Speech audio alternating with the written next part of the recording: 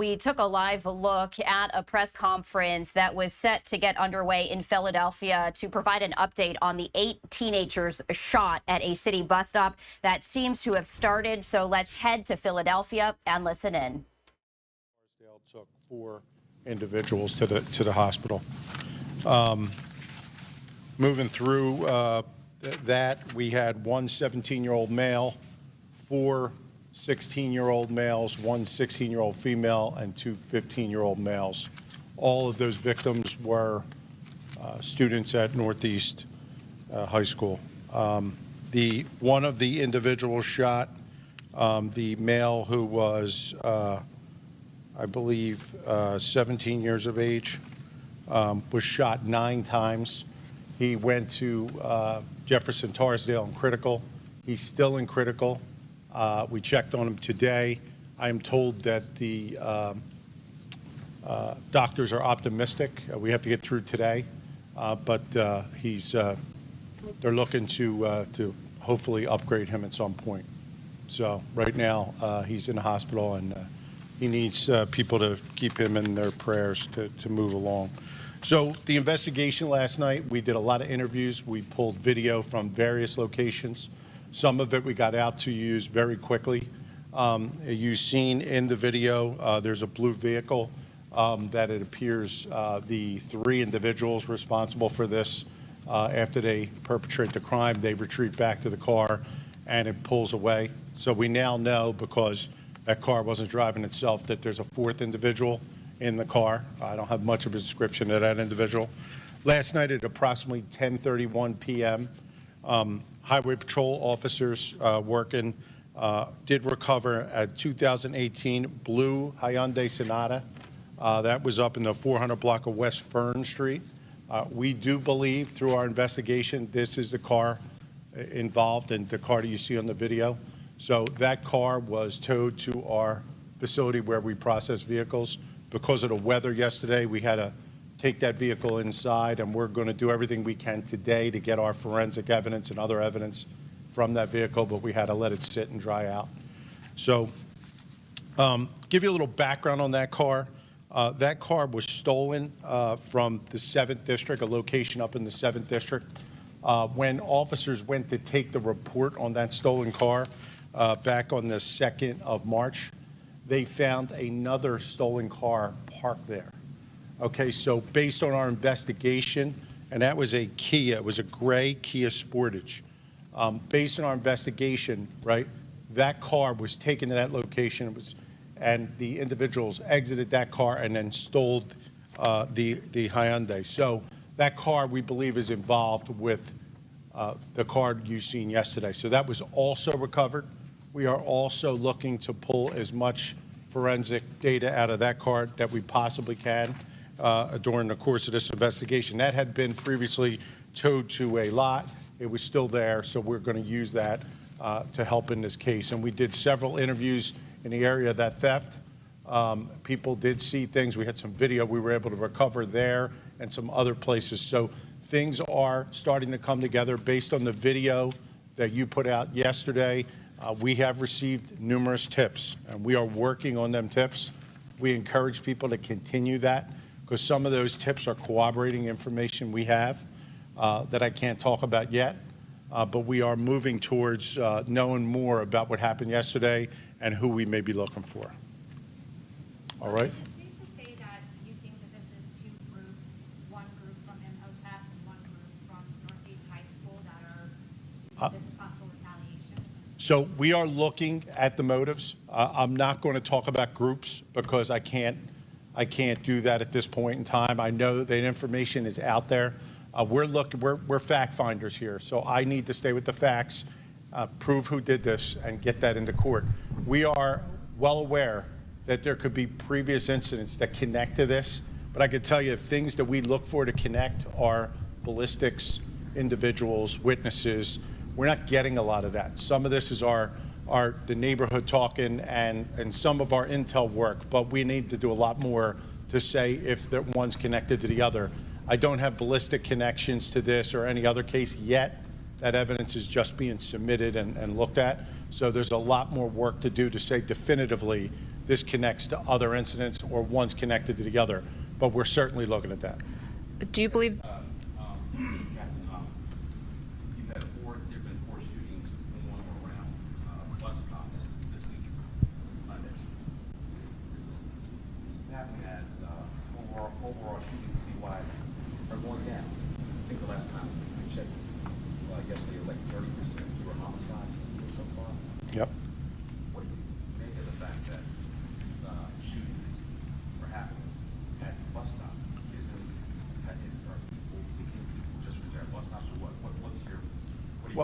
Well, 2 of those shootings are arguments that occurred on the buses. One of them on Castor Avenue Sunday. They stepped off the bus and then the shooting occurred. The job on Snyder Avenue, the fight happened on the bus.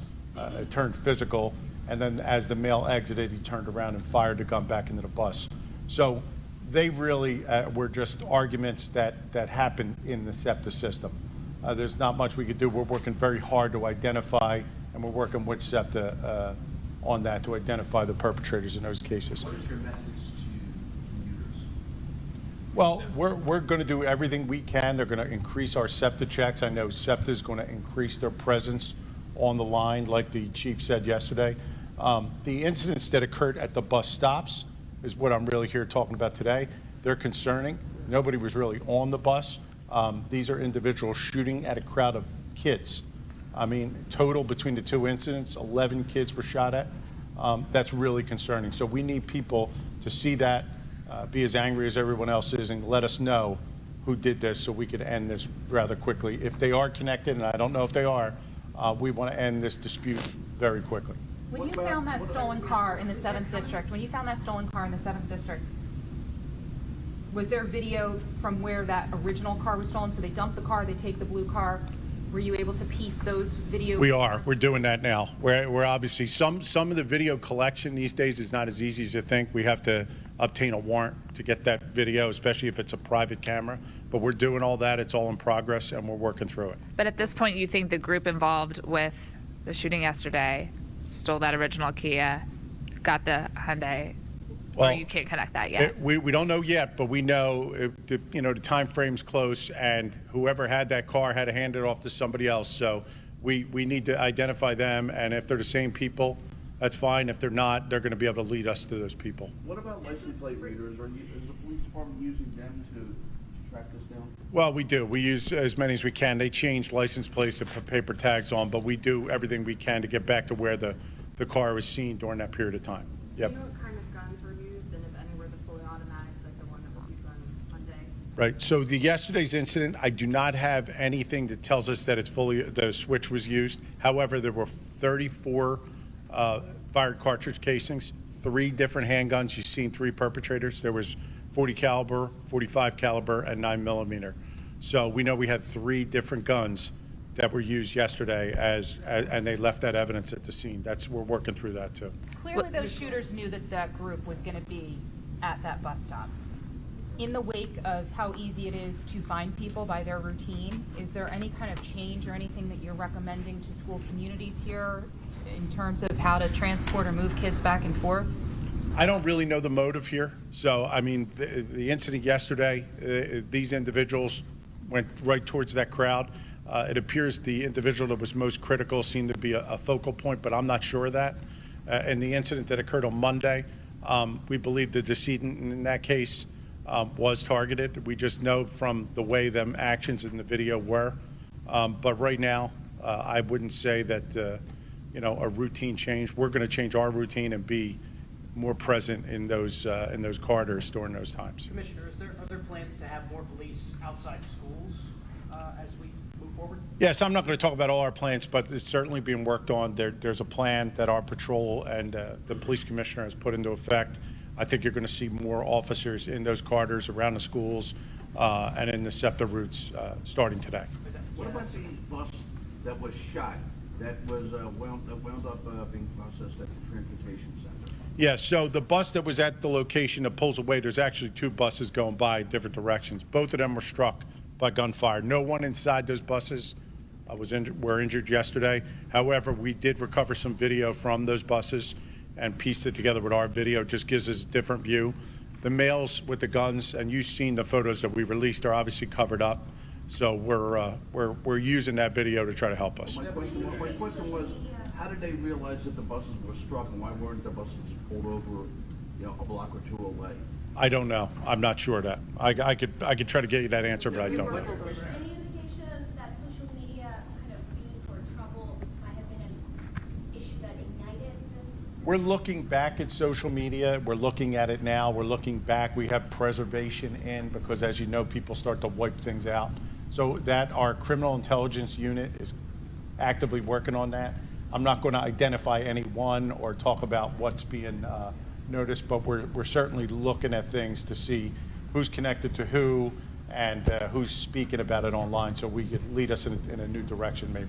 Commissioner, this week, it's a fact that the teenagers are carrying guns. So at this time, how is working the police? How would work to avoid in the future? I'm telling summer maybe when all the people is out and to avoid situations like that. Well, I'm always concerned when a juvenile has a firearm because they're not permitted to have one legally in any case. So if you know of one that's carrying one, that's something we'd love to hear about. And you can call 911, you can call our tip line. But officers are definitely going to be in those corridors where these individuals are known to frequent, and I'm sure during the course of their duties, they're going to make sure that if they see something and they can legally make a stop, they're going to do that. The police department, the police department is working in any plan in the future because any plan, because the curfew is not working. People say. Right. So I can just tell you that the police commissioner will have more details on his plan. That's coming shortly. So, and you'll hear that. But there is an active plan to reduce these incidents in these areas, and that it's all based on targeted, directed patrol and investigation. Just tips. You're asking for the public, so you put out the video last night, the latest shooting. Can you talk to us about the quantity and quality of the tips that you received today, the last shooting and the other three? We're getting decent tips. Sometimes we don't get an exact name, but it'll lead us in a direction. So, and if somebody thinks it's insignificant, I'll give you an example without being specific. Somebody said, I seen somebody who looked like those individuals coming out of a store a few hours earlier, this location. That's fine, because we can go back to that location and check the video. And sometimes those do pan out. And sometimes people that cover themselves up in an incident aren't covered up 2 hours before. So that's helpful. So we're working on that.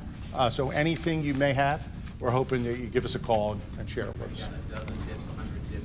I don't have a number, but we've had several tips during the course of the night, so it was good. It was good information. Just a follow-up for 30. You said of these 4 shootings, you don't know if they're connected. You don't have any suspects, names. There's been no arrests. No parts of this, no parts involved down. No, there's nothing connecting the 2 incidents right now definitively. All right. The other 2 incidents were just arguments on SEPTA's line, and they were isolated incidents that occurred in those particular incidences. These 2 with the juveniles, we are working to see if there's any connection to these incidents. There's some kind of dispute that happens before. We don't know where. We don't know how. It led to this violence. So we're working on that. Can you tell the public if you're close? Are you close to making? How close are you to announcing it? Well, we'll talk about that. We have to talk to the district attorney and go over our evidence, and once we do, we'll let you know. Commissioner, you know where the bus, the car was coming from before the park? So if you know where that Dunkin' Donuts is, where the shooting happened, it parked behind to the left if I was facing Rising Sun Avenue, and then it exited on Rising Sun going in the north direction, I guess. It came in the rear there. All right, we're going to do 2 more questions. We're going to do 2 more questions, folks. The Hyundai in the 7th district, there is you that go. 500 Kendrick? I'm not going to give the location, just to not identify any other witnesses or anybody we have. Hyundai was found in the 7th. It was found in the 7th district. Yep. Was stolen, and we know that it was found with paper plates. Can you give us a sense as to how the paper plates play into the investigation, and perhaps an update on the automatic readers? I understand that the department now has 130 installed. Right, we're working on that. We did receive that through a grant. I know that we're going to have more access to the readers shortly. But as far as paper plates, if they don't register to the car, it makes it more difficult to us. So we'd have to go back in time to look for the regular plate or see if we could see when it changed. So I don't have that answer for you. Obviously, if the paper plate is registered to a car, if it's legally a temp tag, that'll help us and lead us to the owner or at least the operator of the car. But if it's not, if it's put on there in a fraudulent manner, then it becomes problematic. All right? Commissioner, just a message to parents real quickly about whose kids have to take SEPTA and maybe worried that they might get caught in crossfire on one of these bus stops. Well, we're going to be out there, but one of the things I have for parents is if they know something about this, and most parents do, look at your child's social media, listen to what they're saying, and if they're concerned about their safety because of things like that, they should call the police and let us know so we could try to, get in between and, mediate this before it turns into violence. All right, thanks. Thanks, everyone. All right, so you took a listen to the deputy commissioner there as police were providing an update about 8 teens who were shot at a city bus stop. And again, we are sharing this video to you right now. This is video from that scene, all of this happening yesterday. Police saying that 8 Philadelphia high school students, they were waiting to board a city bus after classes on Wednesday when folks opened fire. Shooting. They jumped from a car. They opened fire. This is the 4th shooting on the transit system in as many days. The deputy commissioner saying all of this is incredibly concerning in relation to yesterday's event. He says these were kids being shot at. They were 15, 16, 17 years old, again, 8 in all. He says he is well aware of the other previous incidents. At this point in time, though, the deputy commissioner is saying that he is not sure whether they are connected. That, of course, is something that police are looking into. In terms of Wednesday's shooting, where 8 teens were shot, police say they are still working to find a motive. The suspect or suspects from that stolen car are still at large. He did say, though, that police are going to be increasing those bus security checks because, again, this has been a slew of violence in Philadelphia. The 4th shooting on the transit system in 4 days. The previous 3 shootings each involved a fatality. So again, this is very concerning for police in Philadelphia as violence, fatal violence on the transit system has increased at an alarming rate over the period of about 4 days.